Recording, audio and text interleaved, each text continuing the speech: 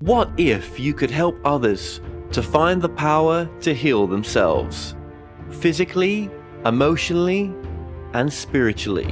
When I started teaching my classes, it was in 2002, and I was just doing past life regressions and contacting the subconscious part. But then as the time went on and we found how powerful this was and what we could do with it, a lot of the students began saying, you know, advanced past life regression doesn't really tell what it's all about.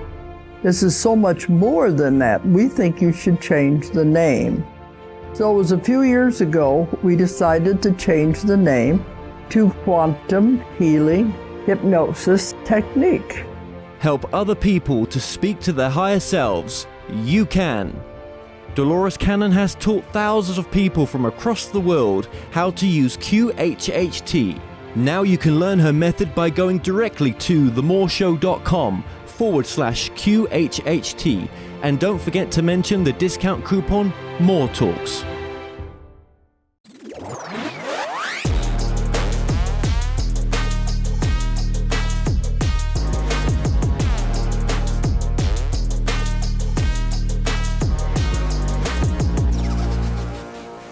For the past 25 years, Rita has studied and practiced ageless wisdom and astrology, focusing on soul-centered astrology. Her work is specifically committed to supporting humanity in our wake-up process and the various stages of initiation with the unfolding divine plan. Alongside astrology, Rita is the founder of her cashmere clothing designs to nourish the light body through color therapy. Rita Hariz, welcome to the show. Thank you, Kevin. Now, Rita, just tell us a little bit about yourself first and how you came into basically astrology. Well, that I'm sure is a previous life thing, because it was just very natural for me to look at people's faces, study people and contemplate people and purpose. And I think I probably picked up a Linda Goodman book at the age of 10, swallowed it, just studying it, and then starting to ask everybody what their birth date was when I was a child, and then starting to notice different patterns and things around, and then I wanted to understand, what is this then? What does our birth date signify? And it was just interesting because I'm half Indian in this lifetime. My father was Indian, my mother's Lebanese. And so it was quite normal, I guess, within our culture to look at deeper influences or look at the purpose behind things.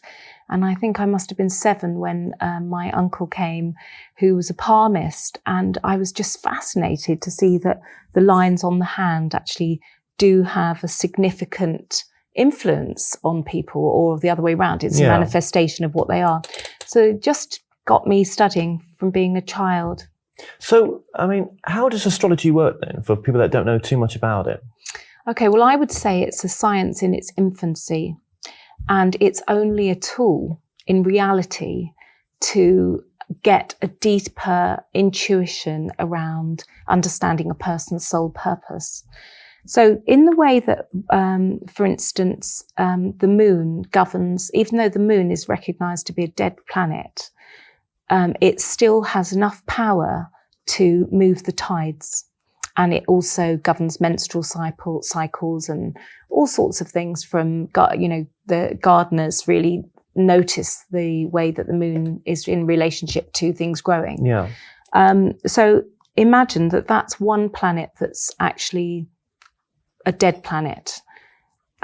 So when you take sacred planets like Jupiter and Saturn, the various different ones, they have also a huge effect on our own light bodies and our own systems. Our own bodies are made up of 85% water. And if people were to even track the moon, you would see how much it affects your own emotional body.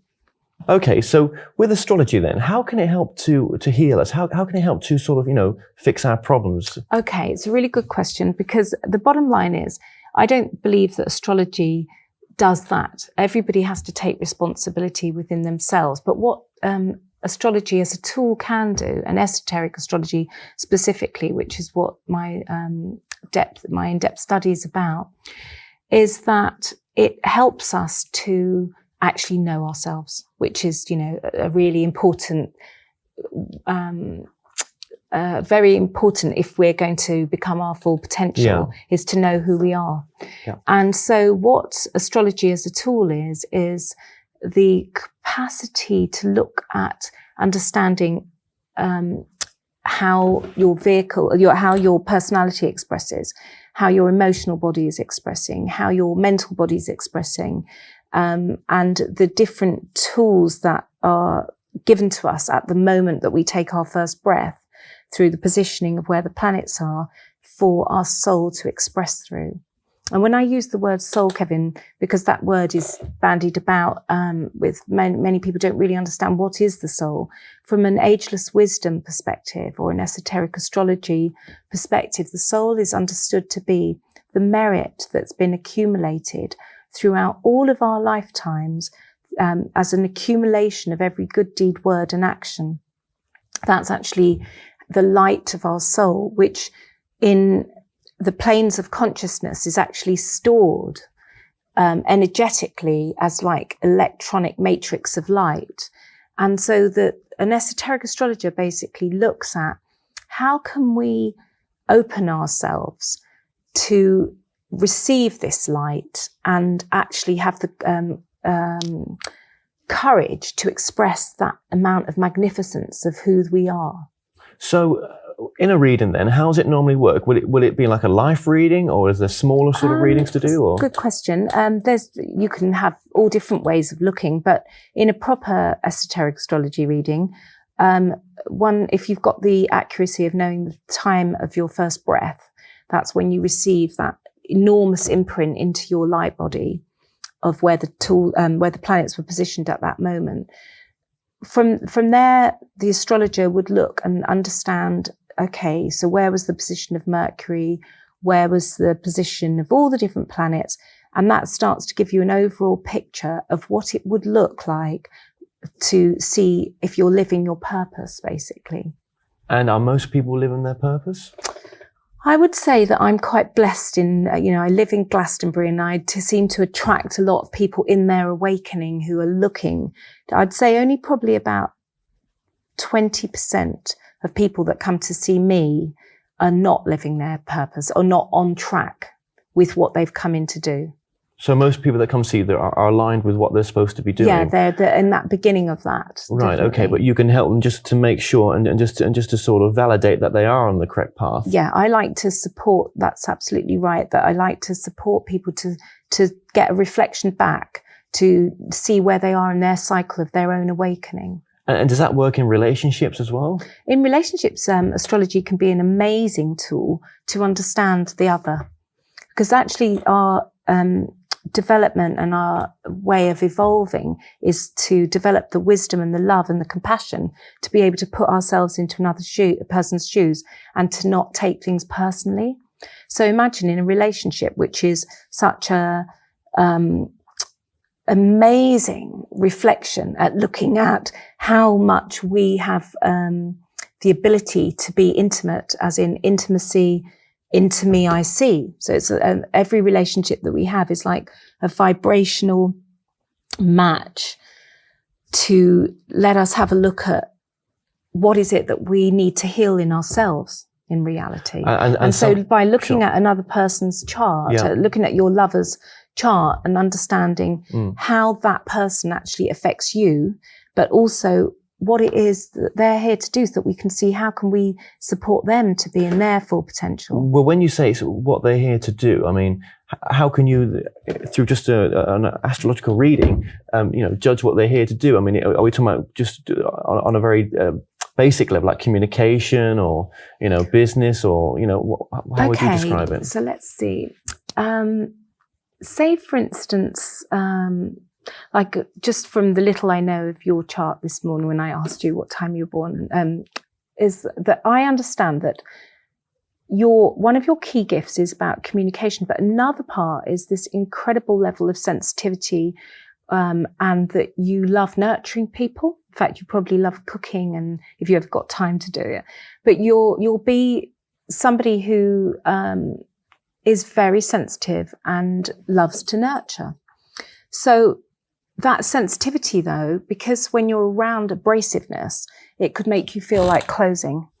And so if your lover didn't really understand that, because you look like a strong, quite, together type person, if they didn't have that understanding of your sensitivity, it would cause conflict in a relationship.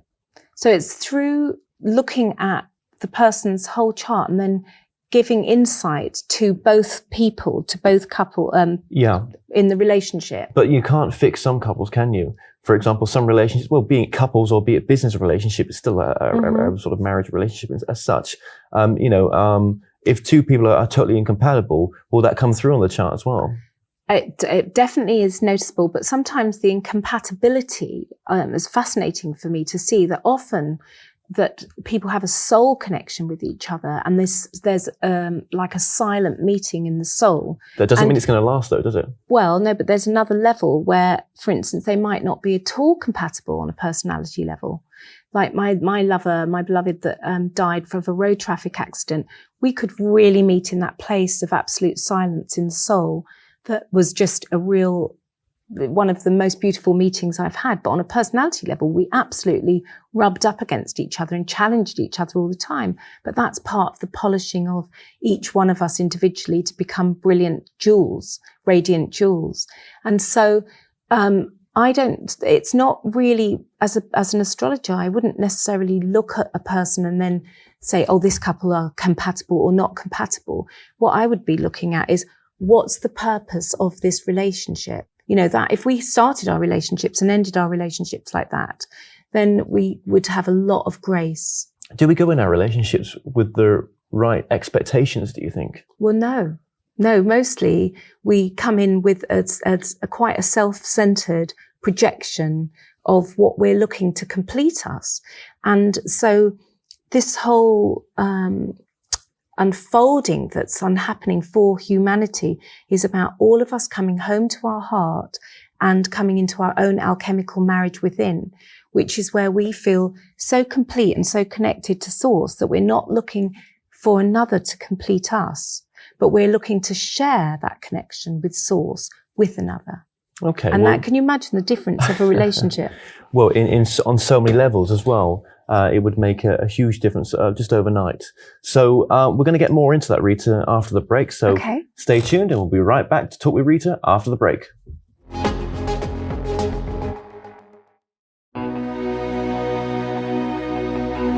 You're on a journey right now, a destination where you are headed full of adventure. And all around you are clues pointing you in the direction of your higher purpose and dreams. The signs and synchronicities can be seen whilst on a trip, at your local coffee shop, within your social networks. The road to your success and happiness is scattered throughout the pictures of our days. Simply make the connection, that's all. Channeling.com is your source for highly regarded spiritual readers who can direct you on your journey. Use the code TMS1 to receive a discount on your first reading. Welcome back. I'm still joined by esoterical astrologer Rita Hariz. Now, Rita, your work in the awakening process, or what you call the awakening process, so what is that to begin with? Okay, well, what is going on with humanity is a very profound shift of consciousness, basically. This has been going on right from the beginning, this long-winded process. But what I'm calling awakening is not coming from me, it's just what's understood esoterically through all ageless wisdom. And all of that information comes from the Vedas, through Sufism, through Buddhism, through Christianity, through the Tao, through all paths of consciousness, bring us back to this understanding that what awakening actually in reality is when we become conscious that we're not our conditioning, we're not the negative imprint which has this judgmental putting ourselves down all the time voice that's running a program in our head. We're not that. And that we're not our emotional body either. That most of humanity is locked on the treadmill, the emotional treadmill of being an emotional reaction to what is coming towards them. Awakening is when we have aligned ourselves to the center of all existence, to the center of the source of all creation, and where we become in harmony and at peace with ourselves, because each and every day that our actions that we're making become more and more increasingly harmless, that we develop compassion, loving wisdom, and the capacity to put ourselves into another person's shoes and begin seeing ourselves as one human family, and recognize that if we're hurting another person, we're actually hurting ourselves. So we go from being lunar and absorbing energy all the time and taking energy to ourselves, to being solar, aligned to the source of creation and radiating the light of love. So how long has this awakening process been going on for? I mean, and how long have we got left? Is it a lifetime's worth of journey, or? Okay, let's put it into context. Okay, it is said that Jesus, as the Christ in his lifetime, was the first master of wisdom to have opened all 12 petals of his heart center and take humanity to one level of consciousness. The first on that level. The Buddha was the first aspect of opening his brow center and taking humanity to be able to witness the good, the true, and the beautiful, and being in right relationship, and to develop and understand right action. So these are different stages of awakening where somebody was the forerunner who comes to teach and show the way, to guide. But this age that we're in now, the Aquarian age, is the most profound that's ever been so far on Earth, because we're coming into an age where we're learning about, we're at the dawning of becoming aware of the essence of telepathy, for instance, where we become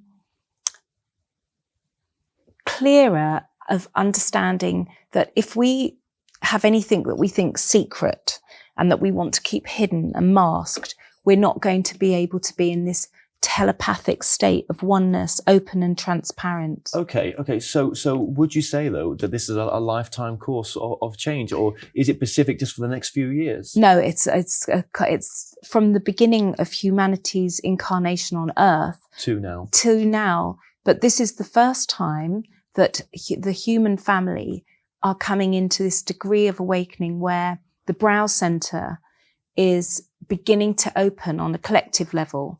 When I say that, what I'm talking about is this: instead of being in fear and gloom and projecting negativity onto Earth, coming into a degree of harmony and awakening and alchemical marriage within ourselves, of where we've taken responsibility of our lives and recognized that we're creating all that's happening. So are you saying the way that most of us are living, is not beneficial to us at all as an individual?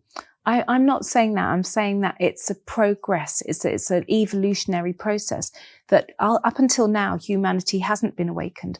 Our parents weren't imbuing us with a sense of, looking and seeing that you're in like a Buddha in its awakening and honoring in that way. It's really, 500 years ago or 200 years ago in England, I believe people bathed once a year and threw their poo out the window. That was like the Dark Ages.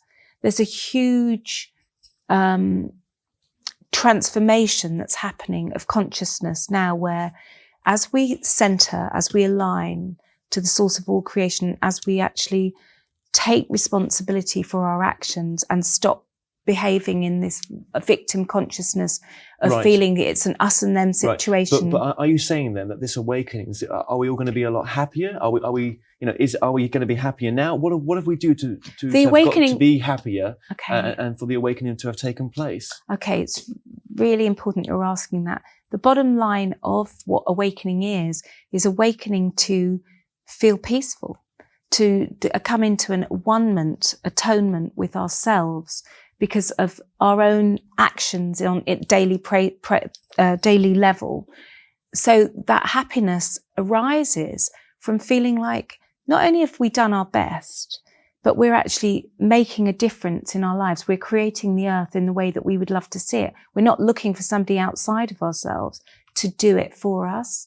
We're actually beginning to make that change for ourselves. What you're saying there is taking responsibility for all our actions in every way. And anyone that's around us that gives negativity to us. Okay, so then when somebody, so that's a really important thing that you're asking, that when we're in a situation where we're being dumped on or projected on, or somebody is pressing our buttons, instead of going into an emotional reaction to attempt to control that and to then join the person, we develop the wisdom and the compassion to be able to put ourselves into another person's shoes, to understand why they are and how they are, and then choose in that point to develop discernment, discrimination, to either close the door, not put ourselves into a situation where we're going to be drained and vampired, or make choices around, where we spend our time.